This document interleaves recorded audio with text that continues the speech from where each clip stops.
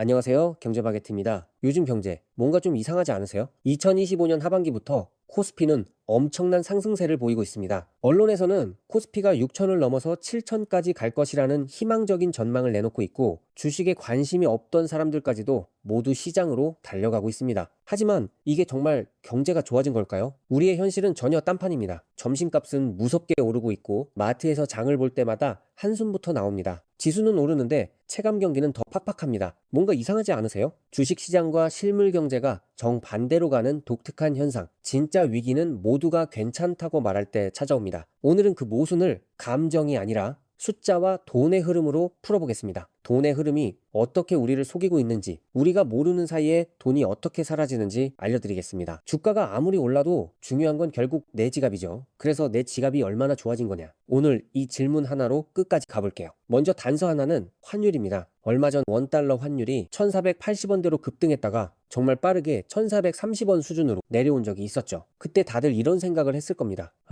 이제 안정됐나? 그런데 지금 다시 1460원 안팎입니다. 내려왔다가 다시 반등. 자, 그렇다면 그 돈은 누구 돈일까요? 한국을 누가 팔고 있고 누군가는 사고 있습니다. 핵심 질문으로 바로 가겠습니다. 누가 한국을 팔고 있나? 숫자를 보죠. 2025년 11월 외국인이 13조 원대를 순매도했습니다. 굉장히 큰 규모입니다. 그리고 2025년 12월 외국인이 1조 5천억 원 순매수로 돌아섰습니다. 여기서 포인트는 12월에 샀다는 게 아닙니다. 11월에 이탈이 만든 충격이 아직 시장 안에 남아있다는 겁니다. 이런 때는 지수가 오르더라도 체감은 뒤처질 가능성이 커집니다. 왜일까요? 외국인이 던진 물량을 누가 받았을까요? 개인, 그리고 연기금 같은 장기 자금이 받아냈습니다. 대표적으로 국민연금 같은 큰 주체들이죠. 이 구조가 왜 중요하냐면요. 겉으로는 시장이 멀쩡해 보이기 때문입니다. 지수는 버티거나 올라갑니다. 뉴스도 회복을 말합니다. 그런데 속을 보면 전혀 다르죠. 외국인이 빠져나간 자리의 무게를 내부 돈이 억지로 떠받치는 그림이 됩니다. 비유 하나 들어보겠습니다. 멀쩡한 건물에서 기둥이 몇 개 빠집니다. 건물은 당장 무너지지 않죠. 대신 삐걱거립니다. 그 삐걱거림이 어디서 먼저 들릴까요? 우리 생활비에서 먼저 들립니다. 하지만 밖에서 보는 사람은 건물이 으리으리해 보이니까 삐걱거리는 걸 전혀 모릅니다. 자, 그렇다면 외국인이 빠져나가면 환율은 왜 오를까요? 어렵게 갈 필요 없습니다. 수요와 공급입니다. 외국인이 한국 주식을 팔면 보통 달러로 바꿉니다. 즉 시장에서는 원하는 파는 사람이 많고 달러는 사는 수요가 늘어납니다. 달러 수요가 늘면 달러 가격이 오르죠. 그게 곧 환율 상승입니다. 그리고 환율이 오르면 제일 먼저 뭐가 오르죠? 우리는 생필품을 모두 수입에 의존하고 있습니다. 국산이어도 원료는 수입이죠. 그럼 환율 상승은 수입 원가, 에너지, 원자재를 흔들고 결국 생활 물가로 이어집니다. 그래서 코스피는 오르는데 왜 나는 더 힘들지? 이 질문이 나오는 겁니다. 그럼 1480원대에서 1430원 수준으로 내려왔던 건 뭐냐? 여기서 정책이 등장합니다. 정부와 한국은행은 연말에 시장 불안을 누그러뜨리기 위해 여러 장치를 동원합니다. 대표적으로 변동성 완화 조치가 있고 필요하면 스왑 같은 유동성 장치도 거론됩니다. 국민연금 같은 기관의 운용 방향도 시장 심리에 영향을 줍니다. 중요한 건 정부의 많은 지표가 연말 기준이라는 겁니다. 국내 총생산도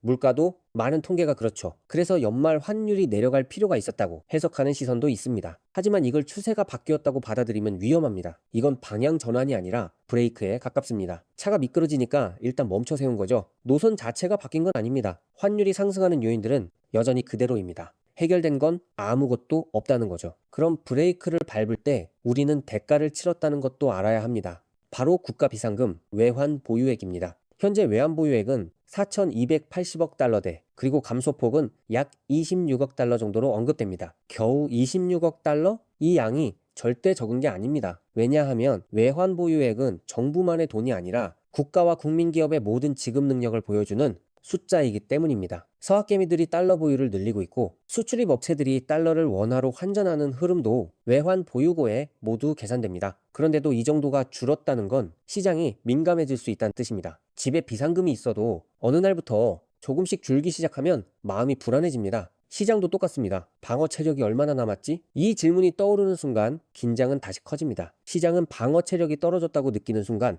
한꺼번에 빠져나갑니다. 자, 여기서부터가 진짜입니다. 왜 이런 괴리가 생겼는지 근본 원인 4가지로 정리해 보겠습니다. 학술적인 말 말고 내 지갑 기준으로만 연결하겠습니다. 첫째, 유동성과 재정정책의 누적입니다. 돈을 풀고 다시 조이고 또 푸는 과정이 반복되면 시장은 예민해집니다. 겉으로는 돈이 도는 것처럼 보이지만 체감은 다릅니다. 왜냐하면 그 비용이 결국 물가로 스며들기 때문입니다. 그래서 월급은 그대로인데 생활은 더 빡빡하다가 됩니다. 둘째, 강달러입니다. 달러가 강해지면 달러를 가진 쪽이 유리해집니다. 여기에 한미 금리차와 성장 격차가 겹치면 돈은 더 높은 수익과 더 강한 통화로 이동하려는 성향이 커집니다. 그 결과는 뻔하죠. 원화가 약해지고 환율이 밀리고 수입 물가가 자극받습니다. 그래서 내 지갑이 더 먼저 아파집니다. 셋째, 금리 정책의 제약입니다. 금리를 올려 환율을 방어하고 싶어도 마음대로 못 올리는 이유가 있죠. 가계부채 같은 내부 부담입니다. 금리를 올리면 이자 부담이 커지고 소비가 더 위축됩니다. 체감 경기는 더 차가워집니다. 즉, 환율을 잡자니 살림이 힘들고 살림을 보자니 환율이 흔들리는 딜레마가 생깁니다. 넷째, 한국 시장이 버티는 힘이 한두 개 업종에 너무 기대고 있다는 시선입니다. 특히 반도체 편중 같은 우려가 커지면 돈은 경계합니다. 그리고 내수가 생각만큼 빨리 살아나지 않으면 체감 경기가 뒤처집니다. 기업 실적은 일부가 끌어올릴 수 있어도 생활은 골목 전체가 살아야 좋아지거든요. 그래서 지수는 웃는데 사람은 웃지 못합니다. 그렇다면 정부는 어떻게 말할까요?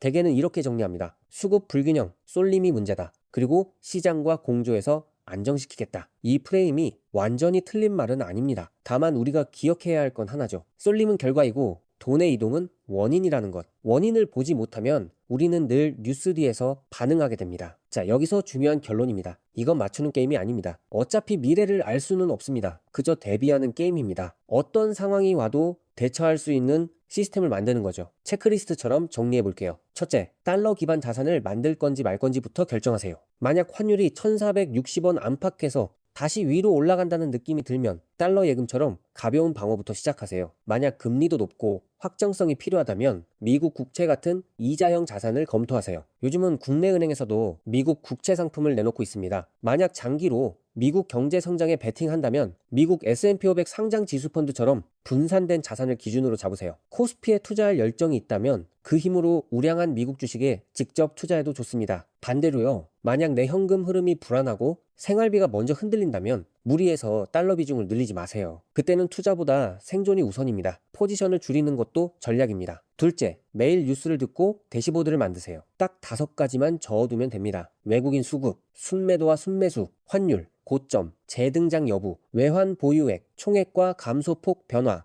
미국 금리 흐름, 달러 인덱스. 그리고 이 시나리오를 한 달 이상 관측하면서 규칙대로 움직이세요. 만약 외국인 순매도가 다시 커지고 환율이 1460원 안팎에서 올라붙는다면 방어 자산 비중을 조금 늘리세요. 만약 환율이 1430원 수준으로 안정되고 외환 보유액 감소폭도 완만해진다면 공격을 서두르지 말고 분할로 접근하세요. 만약 코스피는 오르는데 체감 물가만 계속 뛴다면 내수 소비주보다 환율 수혜 또는 달러 매출 비중이 있는 쪽을 우선 체크하세요. 오늘 이야기 결론은 단순합니다. 코스피 상승만 보면 좋아졌다는데 환율과 돈의 흐름을 보면 아직 긴장할 구간입니다. 하지만 겁먹을 필요는 없습니다. 숫자를 보고 루틴을 만들고 시나리오로 대응하면 됩니다. 맞추려 하지 말고 준비하세요. 그게 오늘 같은 시장에서 가장 현실적인 희망입니다.